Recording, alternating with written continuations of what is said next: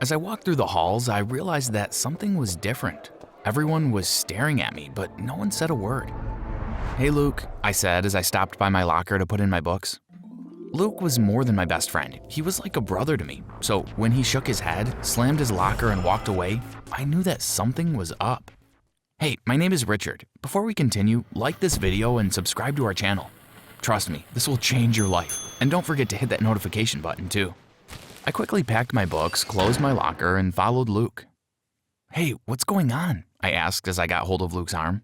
Luke shrugged my arm off his and said, "I can't believe that you would do that." Luke stormed off, but before I could follow him, I saw Claire.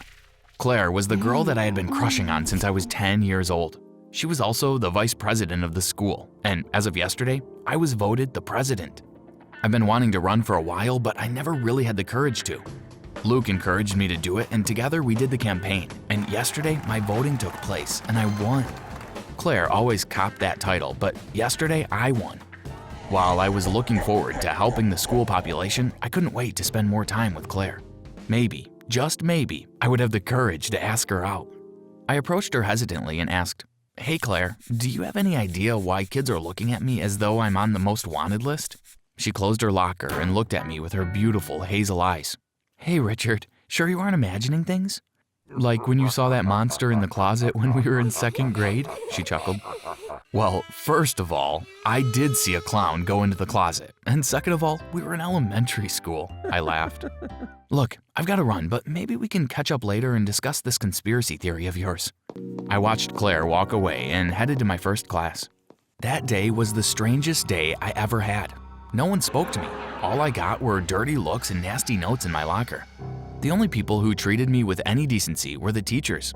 The drastic change in everyone's behavior had taken me off guard, and I wasn't sure what to make of it. I ate lunch alone in the cafeteria as I watched Luke eat with his band members. Not even the guys I played with on the basketball team gave me the time of day. After lunch, I even tried to get my council members together via calls and texting, but the only person who responded was Claire, and she said to keep her posted if I heard from the others. It's one thing for Luke to give me the cold shoulder, but for the entire school to do it? Something was up, and I needed to find out what it was. As soon as I got home from school, I headed straight for my bedroom and popped open my laptop. I searched the internet to see if anyone posted anything about me checking all the popular websites, but still nothing.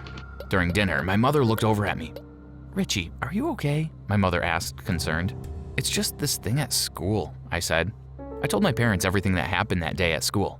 My father said, "If you didn't do anything, then you have nothing to worry about and everything will work out in the end." I wanted to believe my father, but I knew that before everything worked out, things would get a bit crazy first. The next day, during 4th period, the principal, Miss Seeley, called me into the office.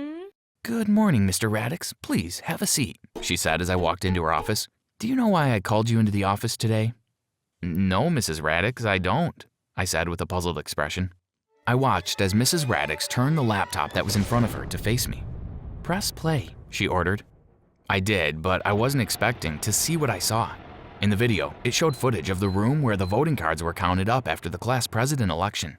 It showed someone sneaking into the room where the ballot box was. The person was stuffing the ballot boxes. The person wore my jacket and even had a bag like mine. To add icing to the cake, I was the only boy in the school with red curly hair. And guess what was showing under the hoodie? Yep, a few locks of red curly hair. One thing I did notice was the person never looked up at the camera. I also took notice of the time on the recording, which was 4:36 p.m. "Mrs. Seeley, I don't know what that is, but it wasn't me," I stated firmly. "I'm sorry, Mr. Radix, but this matter will be investigated further. Until then, you will be relieved of your post as president, and your vice president, Claire Goddard, will take your place. We have no doubt that she will do a fine job since she has held the post for the past 3 years. That is all for now, Mr. Radix. You can head back to class." I headed back to class in a daze, wondering if that had really happened. So that was why everyone hated me. They thought I was a cheat. That day, I had no idea what was taught in school or how I made it to the end of that. I felt as though I was in a state of disorientation for the rest of the day as the meeting with the principal replayed in my mind throughout the day. At dinner, I told my parents what happened that day in school. My father smiled and said, "Maybe you should find out who the real culprit was and clear your name. Put that investigation gene of yours to good use." Did I mention that both my parents were private investigators?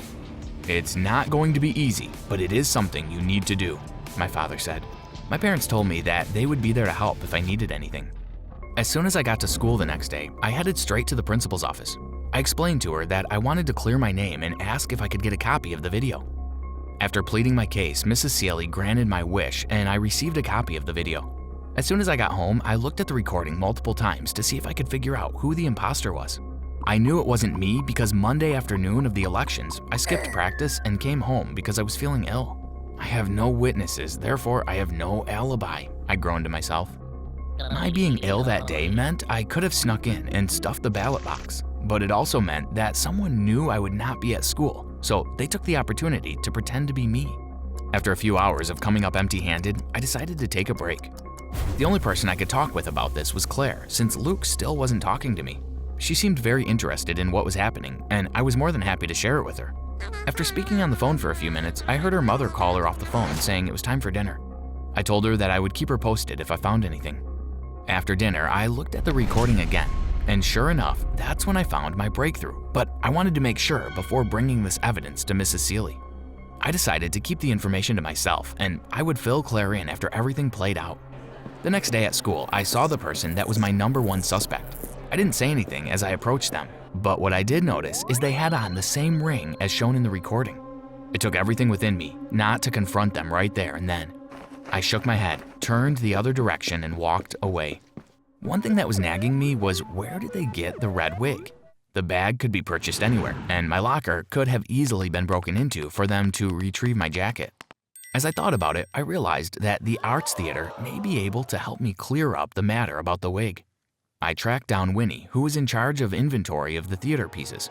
I asked her if anything went missing on Monday. She said yes, that a red wig went missing Monday afternoon. She said that she was going to report it missing to Mrs. Sealy the next day, but when she got to the theater, it was returned, so she didn't think anything of it. I had all the information that I needed. Now, I had to put the final part of my plan in action. Mrs. Sealy said that as soon as I was finished with the recording, that I should return it to the Audio-Visual Club. When I got there, I saw Luke alone in the room. I approached him and handed him back the CD. We both looked at each other but said nothing. I turned and walked away. I placed my hand on the knob of the door and asked, "Why did you do it?" "You have something to say to me, jerk?" Luke snarled in my direction. I turned to face him and said louder, "Why did you do it?" "I have no idea what you're talking about," he said as he continued working on the computer in front of him. "Well, let me jog your memory. You stole the wig from the arts department and my jacket from the locker. You knew that I went home early that day, so you decided to sneak into the room and stuff the ballot box. You also knew that you had to keep your head down so that the camera wouldn't see who it was." I watched as Luke's ears turned red and I continued, "I thought we were friends, but may I suggest that the next time you want to pretend to be someone else, maybe you should remove all traces of who you are.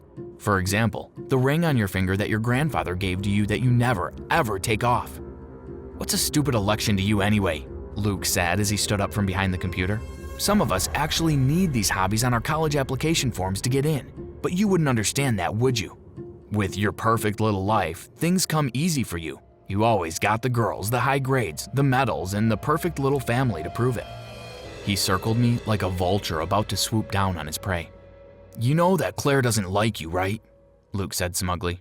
"What are you talking about?" I said angrily. "She thinks you are so weak, following her and trying to get her attention every chance you get. She describes you as a stray puppy, bro.